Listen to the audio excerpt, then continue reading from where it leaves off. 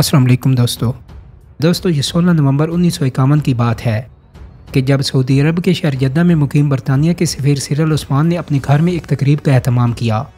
اس تقریب میں مدعو کیے گئے دیگر افراد کے علاوہ مہمانوں میں سعودی عرب کے شاہ عبدالعزیز کے 19 سالہ بیٹے مشری بن عبدالعزیز بھی موجود تھے۔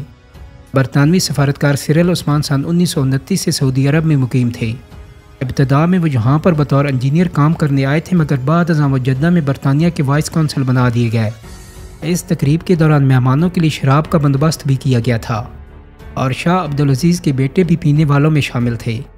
مشری بن عبدالعزیز اپنے پینے کی مقررہ حد پوری کر چکے تھے، مگر ان کی ضد تھی کہ انہیں ایک اور ڈرنک بنا کر دیا جائے۔ تاہم برطانوی سفارتکار سیرل عثمان نے انہیں مزید جام دینے سے منع کر دیا، تو اس انکار پر مشری بن عبدالعزیز سفارتکار کے گھر سے نکل گئے۔ تاہم تھوڑی دیر بعد ان کی واپسی اسی گھر میں ایک پستول کے ہمراہ ہوئی۔ شراب کے نشے میں چور مشری بن عبدالعزیز نے مزید جام دینے سے انکار کی پاداش میں برطانوی سفارتکار پر فائرنگ کر دی، جس سے وہ ہلاک ہو گئے۔ مشری بن عبدالعزیز پر قتل کا مقدمہ چلا اور الزام ثابت ہو گیا۔ تاہم آل سعود سے تعلق کی وجہ سے انہیں سزائے موت دینے کے بجائے عمر قید کی سزا سنائی گئی اور شاہ سعودی کے دور میں انہیں رہا بھی کر دیا گیا۔ تو یہ بات تو آپ سبھی جانتے ہوں گے کہ اسلام میں شراب ممنوع ہے، لہٰذا اس وقت بھی شراب سعودی عرب میں ممنوع ہی تھی۔ تاہم قتل کا یہ واقعہ پیش آنے اور اس کے بعد شراب پر لگنے والی سخت پابندی سے قبل سعودی حکام شراب کے معاملے پر صرف نظر کیا کرتے تھے، اور اب اس واقعہ کے لگ بھگ 71 سال بعد سعودی حکام نے کہا ہے کہ وہ ریاض میں شراب کی فروخت کے لیے ایک دکان کھولیں گے۔ حکام کا کہنا ہے کہ اس دکان سے شراب کی فروخت صرف مملکت میں مقیم سفارتی عملے تک محدود ہوگی۔ خبر رساں ادارے AFP کے مطابق سعودی عرب کا یہ پہلا شراب خانہ ریاض میں واقع ڈپلومیٹک کوارٹرز میں کھولا جائے گا۔ اس معاملے سے باخبر ایک ذریعے نے AFP کو بتایا کہ شراب کی فروخت کی یہ دکان آئندہ چند ہفتوں میں کھل جائے گی، اور اس میں مزید یہ بھی بتایا گیا کہ ریاض میں یہ شراب کیسے حاصل کی جا سکے گی۔ تو وہ سفارتکار یا سفارتی عملہ جو شراب خریدنا یا پینا چاہتے ہیں، انہیں پہلے سعودی حکام کے پاس اپنی رجسٹریشن کروانی ہوگی اور اس ضمن میں باقاعدہ اجازت نامہ لینا ہوگا۔ 21 برس سے کم عمر کے افراد کو شراب کی فروخت ممنوع ہوگی۔ حکومت کے پاس رجسٹرڈ افراد شراب کے حصول کے لیے اپنی جگہ کسی اور شخص کو نہیں بھیج سکیں گے۔ حکام کے مطابق ہر رجسٹرڈ شخص ہر مہینے ایک مخصوص مقدار سے زیادہ شراب حاصل نہیں کر سکے گا۔ سعودی حکام کی جانب سے جاری ایک بیان میں یہ بھی کہا گیا ہے کہ وہ شراب کی خرید و فروخت کے لیے ایک حد مقرر کریں گے، لیکن یہ بھی قیاس کیا جا رہا ہے کہ ابتدا میں سفارتکاروں کو شراب کی فروخت کا یہ دائرہ مستقبل میں عام غیر ملکیوں تک بھی بڑھایا جائے گا۔ یاد رہے کہ موجودہ سعودی قوانین کے مطابق شراب کو پینے، خریدنے اور اس کی فروخت کی سزا جرمانے، قید سخت اور عوامی مقام پر کوڑے لگانے تک ہو سکتی ہے۔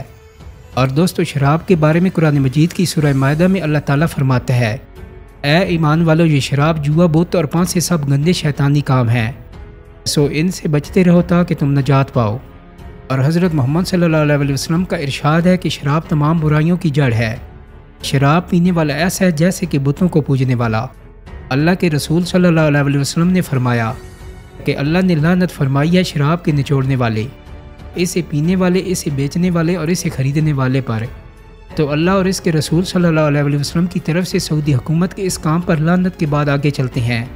تو ماہرین کے مطابق سعودی حکومت کے اس اقدام کو ولی عہد محمد بن سلمان کے وین 2030 کا حصہ قرار دیا جا رہا ہے، کہ جس کا مقصد سعودی معاشرے کو ماڈرن کرنا ہے۔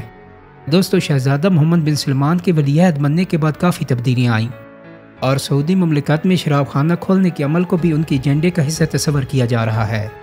یاد رہے کہ شہزادہ محمد بن سلمان کو جون 2017 میں شہزادہ محمد بن نائف کو ہٹا کر ولی عہد مقرر کیا گیا تھا۔ تو آئیے ذرا محمد بن سلمان کے وین 2030 کے تحت لیے جانے والے چند بڑے اقدامات کا جائزہ بھی لے لیں۔ سعودی عرب میں سینما گھر تقریباً 35 برسوں سے بند تھے، لیکن اپریل 2018 میں فلم بلیک پینتھر کی نمائش سے اس پابندی کا باب ختم کر دیا گیا۔ سعودی عرب میں فلموں کی نمائش پر پابندی 1970 کی دہائی میں سعودی عرب کے مذہبی رہنماؤں کی تجویز پر لگائی گئی تھی، اور اب سعودی حکام کی جانب سے کہا گیا کہ وہ 2030 تک ملک میں 300 سے زیادہ سینما گھر کھولنے کا ارادہ رکھتے ہیں۔ سعودی عرب میں پہلے خواتین پر ڈرائیونگ کی پابندی بس ایک روایت کے طور پر ہی تھی، لیکن بعد میں جب اس پر بحث شروع ہوئی تھی تو حکومت نے سن 1990 کے دوران اس پر باقاعدہ پابندی عائد کر دی تھی۔ تو اس پابندی کے بعد سے سعودی خواتین سفر کرنے کے لیے صرف مرد ڈرائیورز پر ہی انحصار کر رہی تھیں۔ تاہم جون 2018 میں خواتین کے گاڑی چلانے پر عائد پابندی بھی ختم کر دی گئی، اور اس پابندی کے اختتام کے بعد سے سعودی حکومت کی جانب سے خواتین کو باقاعدہ ڈرائیونگ لائسنس بھی جاری کیے گئے۔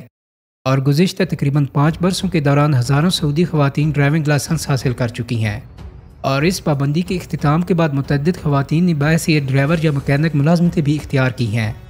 دوستو، سعودی عرب کی تاریخ میں پہلی مرتبہ 2019 میں 21 برس یا اس سے زائد عمر کی خواتین کو مرد سرپرست کی اجازت کے بغیر بیرون ملک سفر کرنے اور پاسپورٹ بنوانے کی اجازت دی گئی۔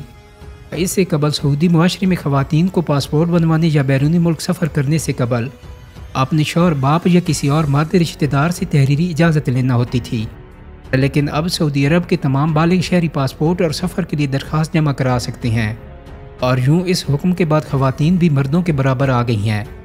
دوستو، سعودی عرب میں برسوں سے خواتین اور مردوں کے عوامی مقامات پر گھلنے ملنے پر پابندی عائد تھی، لیکن اس پابندی کا خاتمہ 2018 میں اس وقت ہوا کہ جب خواتین کو پہلی بار فٹ بال اسٹیڈیم میں داخلے کی اجازت دی گئی، اور اب انہیں مردوں کے ساتھ موسیقی کے پروگراموں اور کنسرٹس میں بھی جانے کی اجازت ہے۔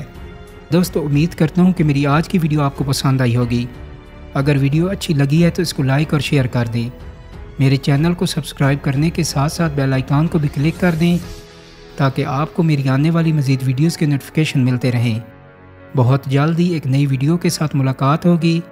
اپنا بہت سارا خیال رکھیے گا۔ اللہ حافظ۔